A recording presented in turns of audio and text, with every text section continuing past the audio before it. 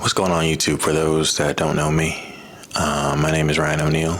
I have spent most of my life, most of my days, really focused on pleasing others. I had this tendency to do a lot for others, and it would lead to me really overshadowing my own self. And it feels good in the moment because people are happy, they have the things they want, you've provided for them, or you've given them something good. But what happens is over time, you start to realize those people that you were giving and pouring into, you never gave them any opportunity to do the same for yourself. And that's the boat I'm in now. 29 years old, trying to just figure out what it means to be alive and be here, to be asking questions, to be engaged with the world in some sort of way. And I don't know. I think in some sense, I figured out the small things. I don't love my job, but I've invested time in my education. I've seen the benefit of my degree, multiple degrees. I put myself in positions for one-off job opportunities. I've made connections across, wide, diverse backgrounds of people and fields, and really made the most of the track that I was on, which was, decent high school student. Went straight into college, graduated college, started working, was able to find a full-time gig within a year out of college. Did that for a while, went back to school, got some certs, got a master's degree, switched jobs, and since then have started a new job this past year.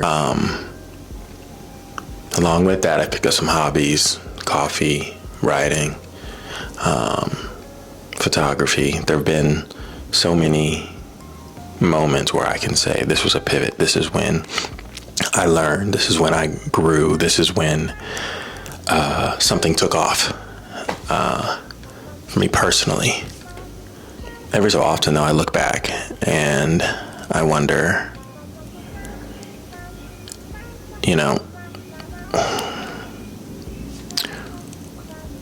why do I still feel so alone? Now, maybe it's the fact that I know that I was always pleasing other people, that I was always in this servant mode. That was a big thing for me. And while I think it's still a part of who I am, you have these moments where you start to question, or I have these moments where I start to question, was any of it worth it? Like, at all? I spent my time learning how to say the right things, learning how to show up for people, really honing in on, I got you. I find myself asking this question: did I ever let anyone truly in? Or have I? It makes you wonder, it makes you question most things, everything. I think about this quote that the study of philosophy is about learning how to die to the self that you once were. Dr. Cornel West would say, how do you die daily? What are we doing in our daily lives that moves us past the superficial? How do we get to those next levels where we really are attempting to transform ourselves? I wondered that as I sat in those early philosophy classes in undergrad, listening to these questions and these thoughts and ideas, and as much as I feel like I put them into practice, What's the outcome now? Like, have I really, truly died, or just get really good at, like I said earlier, pivoting? This job doesn't work, try a different one. This creative endeavor, it stalls out, try another one. Here's what I find so interesting about goals. Once you reach the goal or the said goal,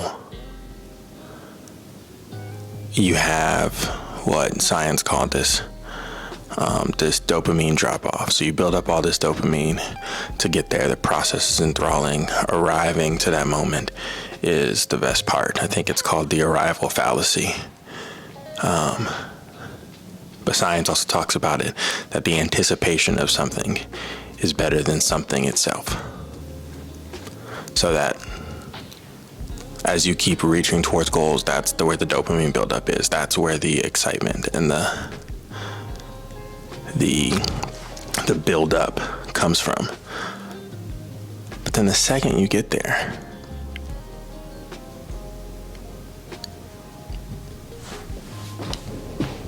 it drops off. I feel like at every pivot or every turn, I've hit that dopamine runoff. I've had that arrival fallacy. The hardest part is I really do care about people and community and truth.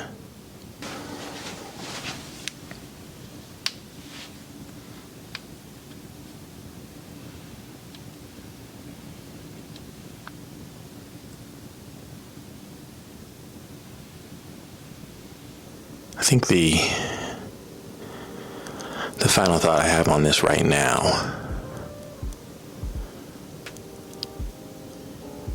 is that you can give, and pour into everybody.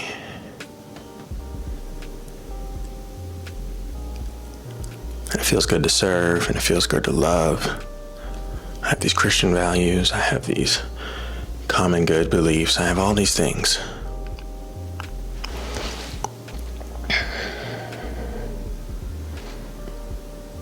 Did I ever have myself?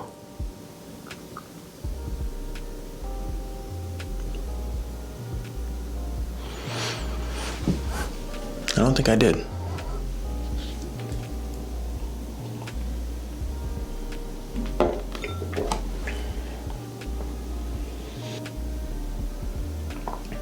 You know, one of my favorite poems is by Elizabeth Bishop. It's called Ars Poetica, which translates loosely to a philosophy for art. Typically, you have poets who write these Ars Poetica because they're making some statement about their belief in art or their work or some type of craft in general. Elizabeth Bishop writes in her poem about her beliefs in poetry, and along with that, she brings in the classroom setting where she's teaching poems.